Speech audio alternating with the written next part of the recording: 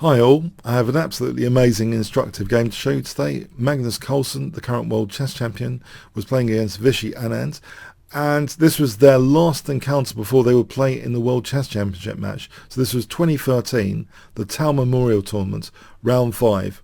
All eyes were on this game because Magnus would be the challenger to Vishy in the upcoming World Championship at the time.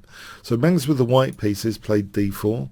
We saw actually a Nimzo Indian, knight c3, not knight f3, so allowing Vishy Anand to pin the knight, e3, the Rubinstein variation, black castles. Now the slightly unusual knight ge2. Bishop d3 is the mainstream move, and Magnus has played that quite a bit as well, but he wanted to surprise Vishy, apparently, to make Vishy, use this sort of older line, get him more out of his book, more improvising perhaps. So d5 was played by Vishy, a3, bishop e7. It will be silly to take on c3 because white's getting that bishop pair, which is thought to be quite dangerous without any structural damage penalty. So that's like having the cake and eating it here, basically. White should be slightly better. So black preserves the bishop with bishop e7. Bishop d6 would run into c5 and b4 sometimes, so it's better to be on e7 here. C takes d5. White wants to fianchetto this bishop without leaving the c4 pawn hanging. Knight takes d5 is played. E takes is also possible. That has been seen before. In fact, there are stem games here. So knight takes d5. Bishop d2 is played. And this is really interesting, this move order. So bishop d2 immediately, not going for the fianchetto straight off the bat. We have knight d7. So here, actually, knight takes c3 has been seen before. This is in an interesting game, Levon Aronian against Vishy Anand, where Levon Aronian actually was slightly better in that game. It started there. White was actually slightly better at one point and maybe fluffed the advantage. So it ended in a draw. So maybe the reason I'm mentioning that particular stem game is that maybe Vishy wanted to do something slightly different. So played knight d7. So maybe he's trying to surprise Magnus away from that preparation. So they're both trying to get the opponent to improvise, basically. So are they both out of book now? We have g3. So if white had played knight takes d5, it gives black the option actually of bringing this bishop out on this diagonal. Black might actually elect just to use that bishop to lock down the e4 square, and black should be absolutely fine. So knight takes doesn't have to be committed to just yet. Wait and see what black commits to, and so g3 waits for black to make a commitment of some sort. This is often the problem bishop in the defensive openings against d4, and black plays b6. Now that b6 has been played, it would seem pointless to waste time and put the bishop on this diagonal after knight takes, but there's also a problem pawn now, so trying to tie down to the problem pawn with bishop g2. So we have bishop b7. Knight f6 is possible, and in fact, that is also other stem games. There's quite a lot of stem games in this area. So on knight f6, for example, there is a Ponomaryov against Kramnik game, which is actually quite important to check out because it has a key move. Just let me show you this key move, bishop b4. And Magnus actually might have indicated that he was inspired with this bishop b4 move, so he was aware of this stem game, believe it or not. Ponomaryov against Kramnik, weekend Z, so that was played in 2003, 10 years before this game. So white ended up with a significant advantage actually. Let's just flick through there just to show you that for the record. So this is like the model game Magnus was using. White basically, has got a sort of minority attack over there potentially, and actually did something great with a tactic here, queen g6 check, exploiting that pinned f7 pawn, and that knocked out Vladimir Kramnik. So that was a very, very high level game, weekend Z 2003. So we have actually, though, an innovation from that, bishop b7, so not knight f6. But Magnus reuses the same idea here, bishop b4. Very, very interesting idea. One rationale for this is that all the pawns are on dark squares, and it seemed logical for Magnus to just get rid of that potentially, problem bishop. You might think, well, can't black just double the pawns? Yes, technically it doubles the pawns, but there's good dynamic compensation for white. Black played knight f6. If we look at this for a moment, white's got a lot of things going here. The clamp on c5, the a-file pressure, the potential for b5, the potential for queen a4 and b5. There's all sorts of things which are nice. For example, if black plays c5, white might get a really nice outpost square on d4, for example, like this, nice blockading square, or maybe even with the knight.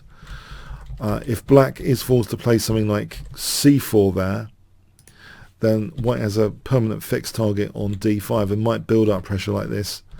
And it will be kind of torture, that d5 pawn, not supportable by any pawns. So black's getting quite a passive position. White might be making inroads there. So this whole idea, queen takes b4, it's not as good as it might sound to double the opponent's pawns. And if we look also, you might be tempted with c5, go for the hanging pawns, because hanging pawns can be sometimes quite dynamic. I believe Magnus Carlsen judged this to be actually better for white in this particular scenario, because the pieces of white slightly better placed, so there isn't so much of a dynamic advantage here for black. For example, in this situation, the hanging pawns, but also the frontal pressure against d5, I think if anything the chances are with white there. But it is interesting, but Vishy didn't want to commit to that kind of structure and played knight f6. So we have white castling here. We have rook e8 now. Again, this opportunity for hanging pawns with c5. The bishop just drops back, and it looks as though white's still slightly better placed around the debate here for the hanging pawns, so should have a small advantage. So rook e8 was played. So this gives white the option of taking on e7, but white actually played rook c1 here, putting pressure on that pawn. So this could be a big target, actually, this pawn on this file. We have c6. Now Magnus does take out that bishop on e7. So you can see the dark squares are slightly weakened in black's camp. White hasn't got a problem bishop. This bishop is cohesive with these pawns on dark squares. It's complementary. There isn't a bad bishop for white. That's one thing. And I used to say that of Fischer, you wouldn't see Fischer with a bad bishop if you look at a lot of his games. It's hard to find games where Fischer has a really bad bishop. Same with Magnus Carlsen, completely complementary here. So that plan, strategically, getting rid of his bad bishop, pawns all on dark squares here, it seems quite elegant, white's complementary pawns and pieces here. Rook e1. This looks like a really intriguing move. Is it a mysterious rook move? Is it giving some options for bishop f1 later? Is it to do with e4 later, because the rook is placed maybe for an e4 later? This lockdown on e4 means, it looks completely out of the question at the moment. Black's locked down on e4. You would never want to play f3 surely because of the weakened e3 pawn. There wouldn't be time, because otherwise this would be a classic Botvinnik plan, this expansion in the centre. There's been games of Mikhail Botvinnik with that plan. We have here queen d6. Interesting is knight e4 here. Magnus actually talked about this. He might have expected something like this, where the knight actually does a reasonable job of trying to discourage pawn movements from white on the queen side. For example, this position, maybe white's got an advantage though still, even in this case. But if we look at it again, if white plays for b4, then the knight might actually play a good role here. For example, that b5 is stopped. Black could just take with the knight. So it might actually be more defensive against a kind of minority attack, at least, to play this maneuver knight e4 to d6. That classic minority attack, structural attack with b5. So we see queen d6 though, knight f4. And now we see bishop c8. Now bishop c8 does seem to betray the idea that Vishy wants his bishop on f5. That does cut across the diagonal, making the use of c2 very difficult. Maybe just put both rooks to defend c6 and then just offer a draw. It should be a really solid position. So that is an interesting move, bishop c8. Maybe there were other interesting moves like a5, and if h4, h6, this position. White should still have a small edge. There's that target pawn to torture. Potentially the dark squares like knight d3 to e5 later. It's interesting.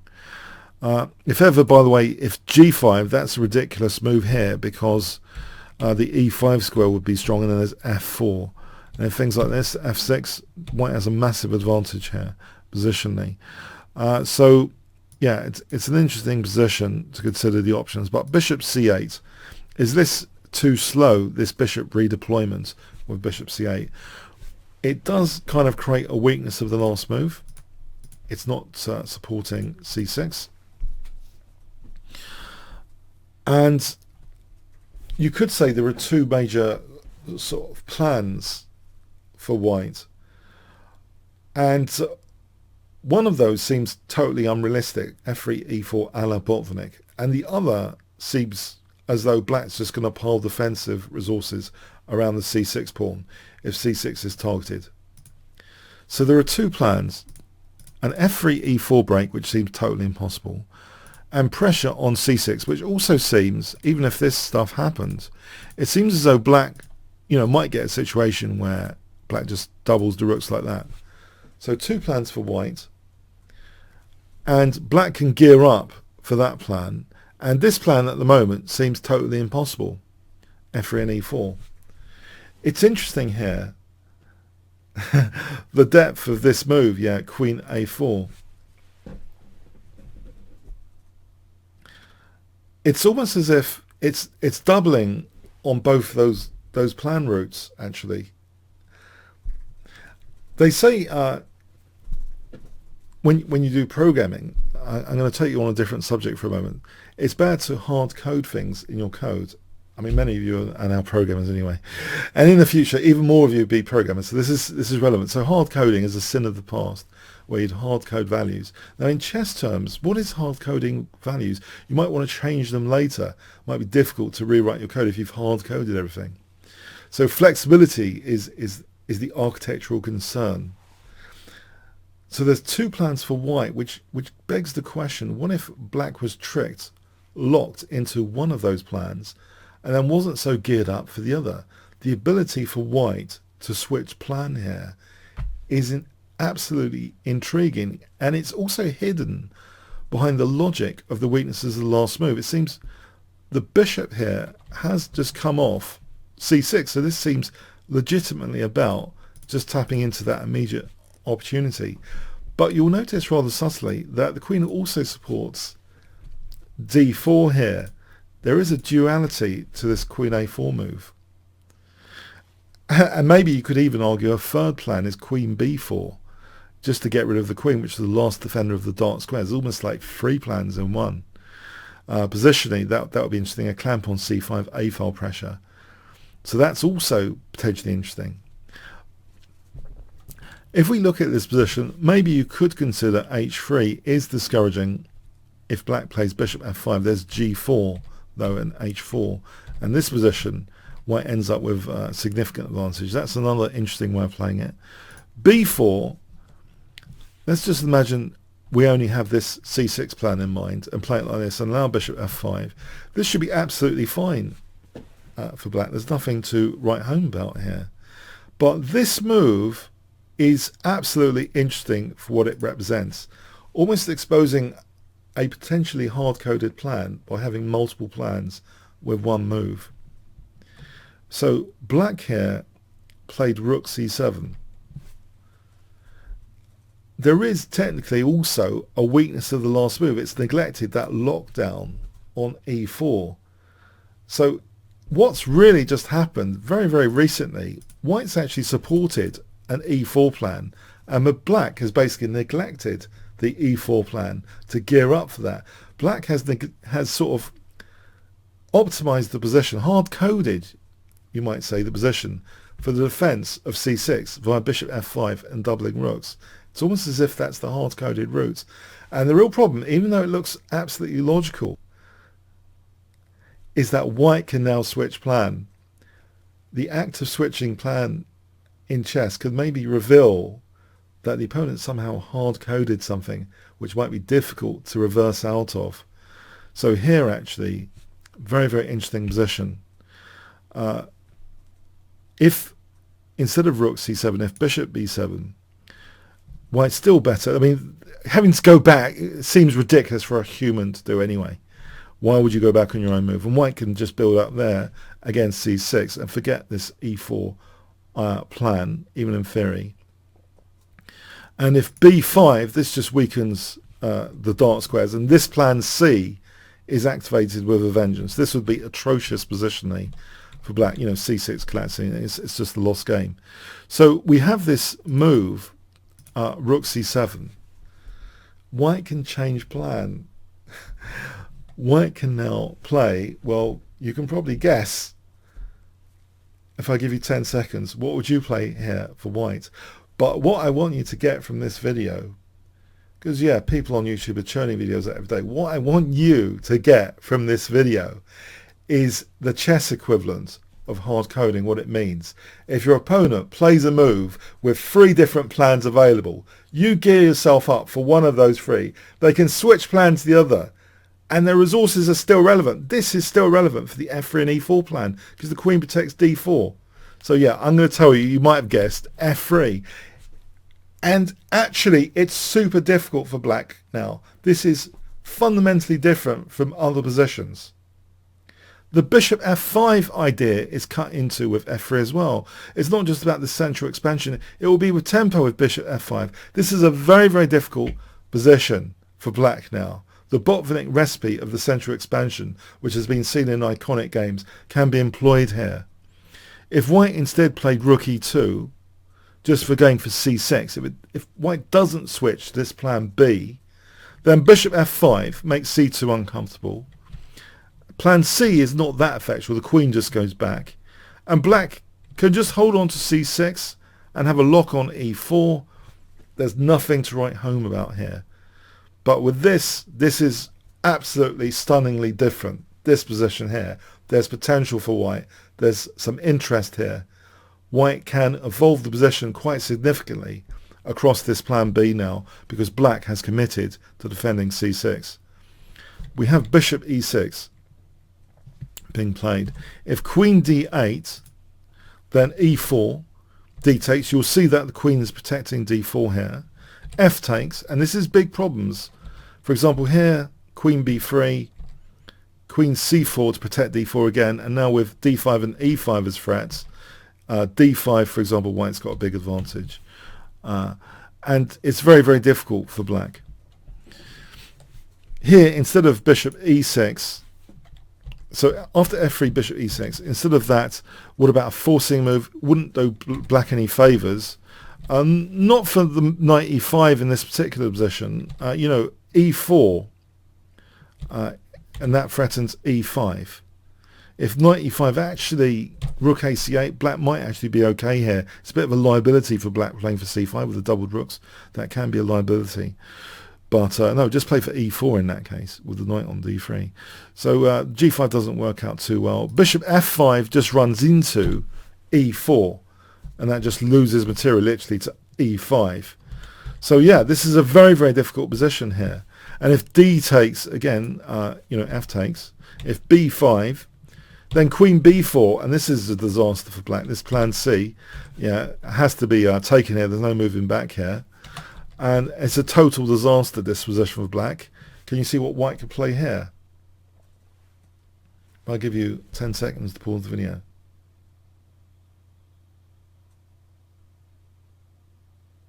Okay, knight d5, yeah, in this variation, this is very destructive, like winning material.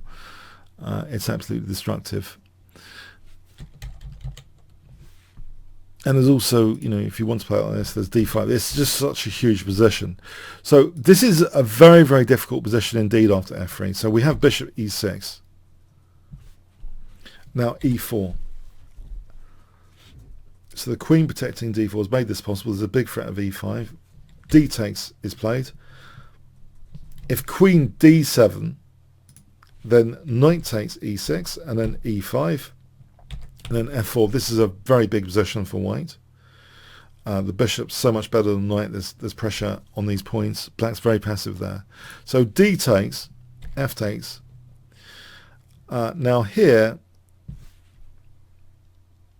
we have after f takes, queen d7 being played. If b5 here, this forcing move just runs into queen b4, and this position, white can just build up on that c6 target, and this is just absolutely devastating. Again, there's moves like knight d5. It's absolutely devastating. For example, like this is absolutely crushing. Black will be torn to shreds based on that c-file pressure. So queen d7 was played, but now guess what Magnus plays in this position? If I give you 10 seconds to pause the video.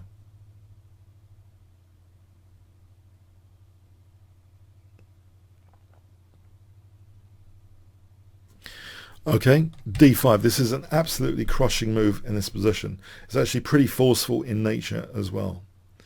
If white had played e5, that'll give black some chances to use that nice blockading square. And even if white gets that bishop, it's not such a big deal as the game. So d5 is the really critical test of black's position. C takes. If bishop g4 here, then just taking here. Thanks so much. So we have c takes. Now queen takes d7. The rook has to take because the rook's under fire there. Now, guess what Magnus plays? This really transitions the position by absolute force. Very, very forceful. White to play here. 10 seconds. What would you play with white?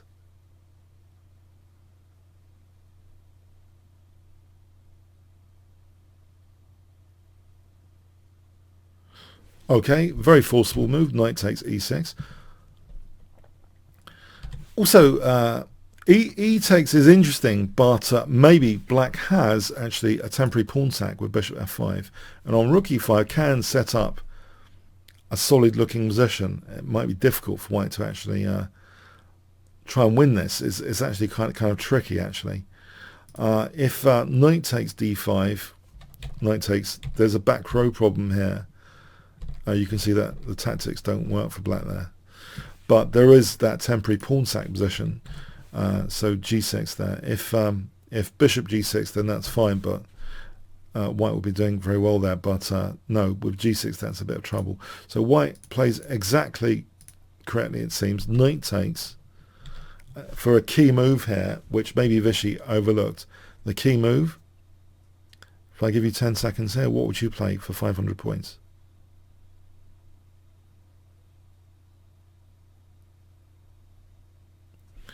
Okay, the key move is bishop h3. This is so much stronger than e5. e5 actually gives black the advantage. It means the pawns are protecting each other, nothing unsafe there. Knight g4. White's rooks are now tied down. Well, this rook's tied down.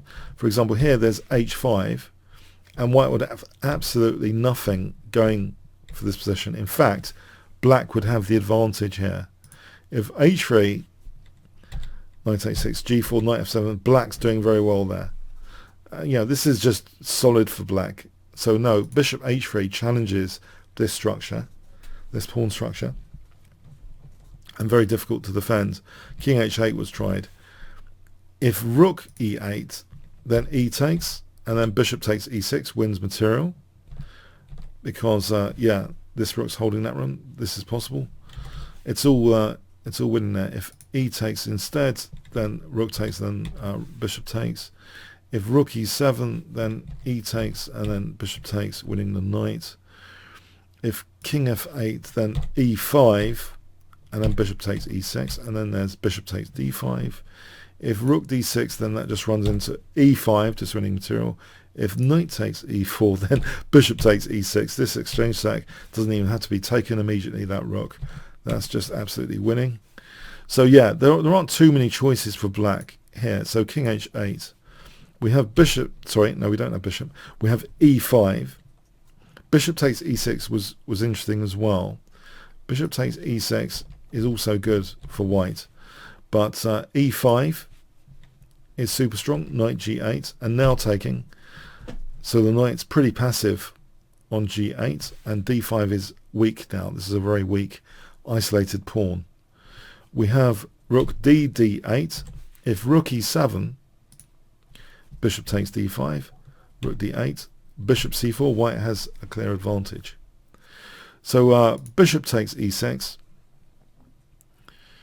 We have the rook going there, not giving up d5 just yet, but it is pretty weak and vulnerable. But first, rook c7, rook on the 7th, cutting the knight from e7, d4, and now letting the knight have a blockading point potentially with bishop d7.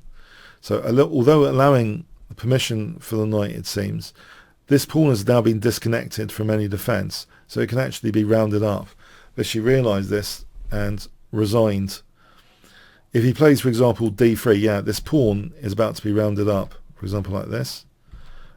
So there's nothing really for black to do here. Let's look at this, some options here.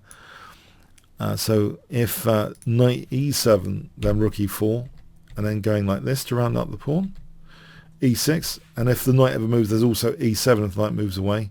There's a dangerous e7 on the card, so this pawn can just be rounded up.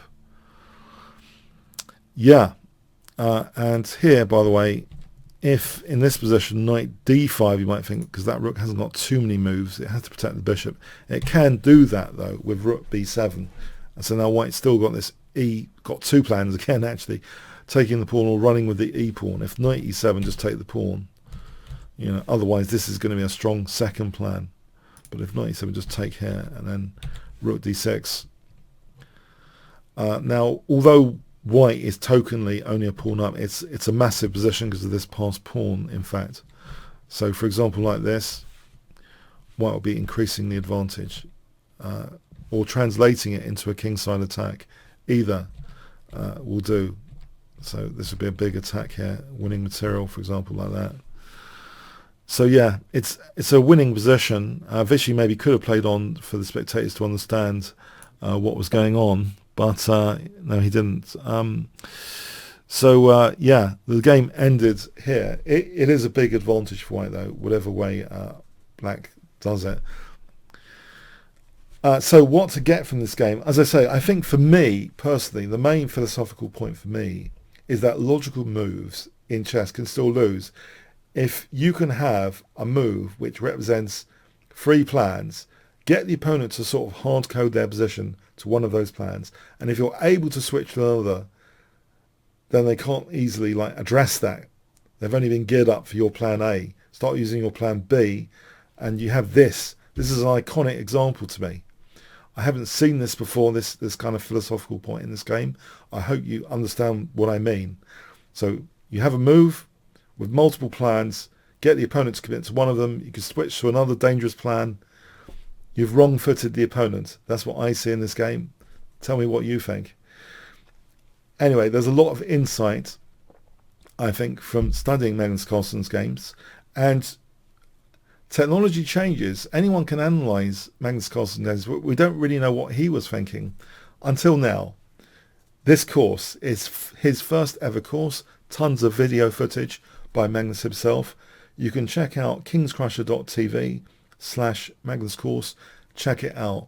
He's illustrated many games, and there's many reference games like this to check out as well to get the real insights from Magnus, which no future generation can actually easily see. It's only Magnus himself that can speak about his own games, really. We can only observe and get our own conclusions. Okay, hope you enjoyed this. Comments, questions, likes, shares, appreciated. Thanks very much. Chess is simple. You just make the right moves.